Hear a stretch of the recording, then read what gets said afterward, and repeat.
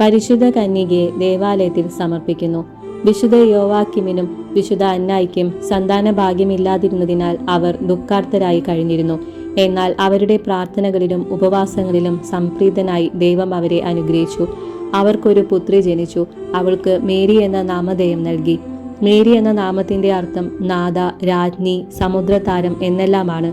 ഈശോ എന്ന തിരുനാമം കഴിഞ്ഞാൽ ഇത്ര മധുര മനോജ്ഞമായ നാമം വേറെയില്ല. സന്താനമുണ്ടാകുന്ന പക്ഷം ആ സന്താനത്തെ ദൈവത്തിന് സമർപ്പിക്കുന്നതാണെന്ന് സന്താന ലബ്ധിക്ക് മുമ്പ് തന്നെ അവർ വാഗ്ദാനം ചെയ്തിരുന്നു. ശിശുവായ മേരിയെ മാതാപിതാക്കന്മാർ വളരെ സ്നേഹത്തോടും വാത്സല്യത്തോടും കൂടിയാണ് വളർത്തിക്കൊണ്ടുവന്നത്. മേരിയുടെ നാമശ്രവണത്തിൽ ഭൂസ്വർഗങ്ങൾ ആനന്ദിച്ചു.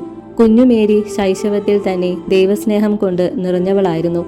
അവളുടെ അസ്തിത്വം മുഴുവനും ദൈവത്തിനു വേണ്ടിയായിരുന്നുവല്ലോ. യൂദാചാര പ്രകാരമുള്ള പ്രാർത്ഥനകളിലും മതകർമ്മങ്ങളിലും ഔത്സുക്യം പ്രദർശിപ്പിച്ചു. യഹൂദരുടെ പ്രധാന പ്രാർത്ഥന സങ്കീർത്തനങ്ങൾ ആലപിക്കുകയായിരുന്നു.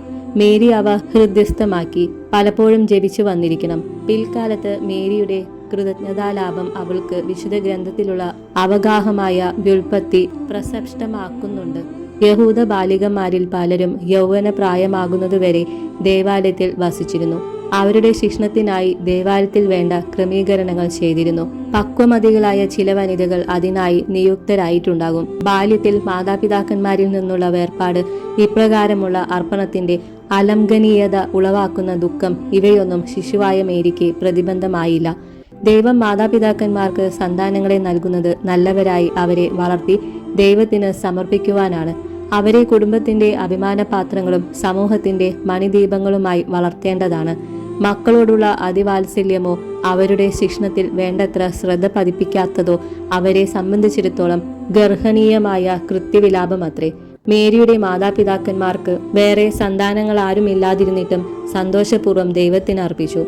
മേരിയും സ്വമനസ ദൈവത്തിന് തന്നെ അർപ്പിക്കുകയാണ്. ആജീവനാന്തം ആ അർപ്പണം പരിപൂർണമായിരുന്നു. ജ്ഞാനസ്നാന സ്വീകരണത്തിൽ ഒരു ക്രിസ്ത്യാനി ദൈവത്തിന് സ്വയം അർപ്പിക്കുന്നു. പക്ഷേ നമ്മുടെ ജീവിതം ആ അർപ്പണത്തിന് അനുയോജ്യമാണോ എന്ന് നാം ചിന്തിക്കണം. ഓരോ പ്രവൃത്തിയും ആ അർപ്പണത്തിന് വിധേയമായിരിക്കേണ്ടതാണ്. വിശുദ്ധ കൊച്ചുത്രേസ്യായും ദേവദാസി സിസ്റ്റർ അൽഫോൻസായും അവരുടെ മാതാപിതാക്കൾ ബാല്യത്തിൽ തന്നെ മരിച്ചത് നിമിത്തം ദൈവജനനിയെ തങ്ങളുടെ അമ്മയായി സ്വീകരിച്ചതായി അവരുടെ ചരിത്രത്തിൽ രേഖപ്പെടുത്തിയിട്ടുണ്ട്. ദൈവജനനി ദേവാലയത്തിൽ ലോകപരിത്രാതാവിന്റെ ആഗമനത്തെ ആകാംക്ഷാപൂർവ്വം കാത്തിരുന്നു. അതിനായി അവൾ തീഷ്ണതാപൂർവ്വം പ്രാർത്ഥിക്കുകയും ഉപവാസവും ത്യാഗകൃത്യങ്ങളും അനുഷ്ഠിക്കുകയും ചെയ്തിരുന്നു.